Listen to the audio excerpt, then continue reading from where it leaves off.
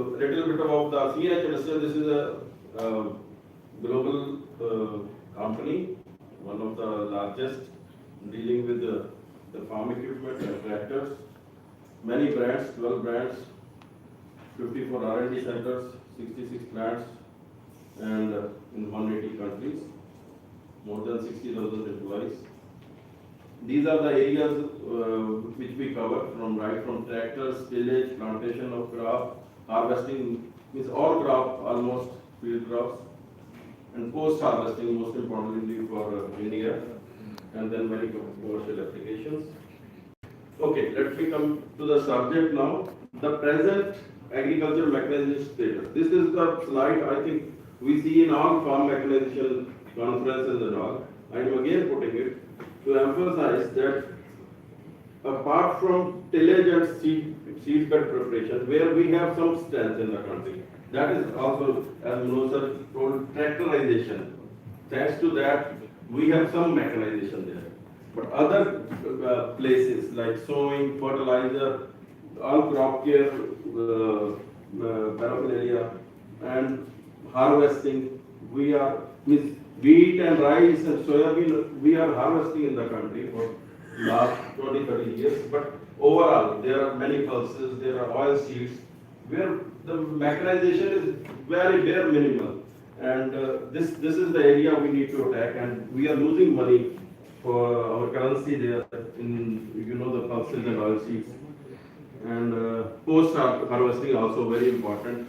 The smog issue in Delhi and all, it's all over country. So where we want to attack, it's very clear. We have a lot of gaps. So I have put together my presentation in 6-7 different parts. Existing gaps in technology, green technologies, then precision technology and equipment, where we these are the parts where we'll be going. So there will be other parts also, but I have put up this presentation on these. Then circular use of our resources and our production. Then where the things where we are having high drudgery and fatigue, the reduction of that, and new age technologies related to soft technologies and drones and applications. So I am going through now. Most of these are videos and will not bore you too much. So these are the technology where the clear-cut gap is there. Cotton picker. Now cotton is in around 12 million hectares in the country. So we have almost zero mechanization here. So this is the technology of the future. This equipment is going to come sooner or later. Forage harvester. We are the biggest producer of milk in the world, and but our fodder production is very, very low. We are totally dependent upon the straws and the crop residue. Now, why there is no fodder? One of the major reasons is we are unable to harvest. We don't have enough technologies. We don't have enough equipment to harvest fodder, because fodder is bulky. See, we produce around 300 million tons of food grains, but the fodder requirement is overall 1100 million tons. So it's 4-5 times, and that has to be harvested or conserved or kept. So we have just 1% mechanization of forages. So though this is a 500 HP, and this is the smallest size almost available in professional harvesters, but these are they bring back the ROI in 1 year. That is the capacity of these equipment, and these have been launched already, and these are the equipment for future. So this is a sugarcane harvester, of course. In Maharashtra, whosoever is belonging to Maharashtra here, whosoever is seen, there are around 800-900 harvesters running. Also in Tamil Nadu, Madhya Pradesh, and Gujarat, these harvesters are there now, and they are going to be our future.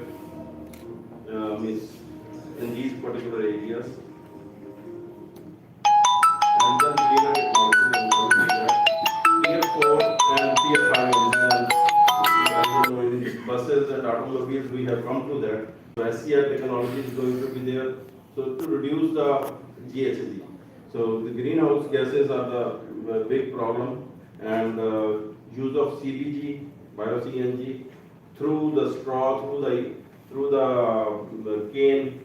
All those things are going to be agriculture with fuel is going to be as a fuel, or with the fuel, mix up of it is going to be there. Use of ethanol in petrol, biodiesel with the diesel, 7%. Almost all engines now are with 7%. You can mix biodiesel, and electronic engines to reduce the fuel consumption. Means they will have the fuel curve.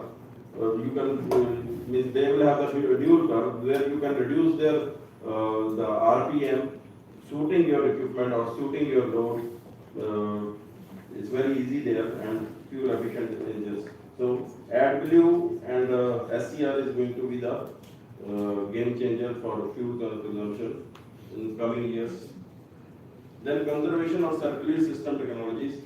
I am putting the crop residue technologies here. If you see the top part of this slide, traditional practice is that we harvest the grain, as in paddy, and then we use a slasher, rotary slasher, to cut the stubble. And next, what we burn it. It's particularly for north.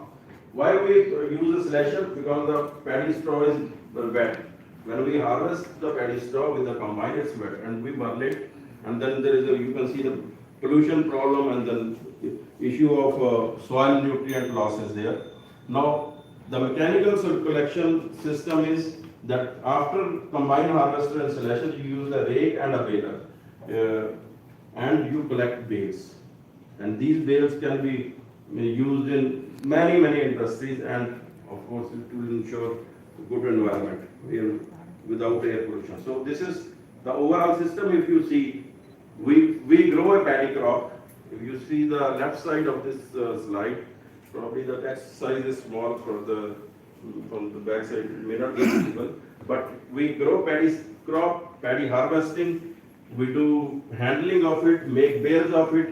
On the right side you can see there are usages of this straw in liquid form, in solid form, and in gaseous form. CBG, the pellet for the NPVC is going to use as pellets mixing with coal, and then CBG and the ethanol. So all these things are going to be used, and it will come back to the top side of this slide. If you can see,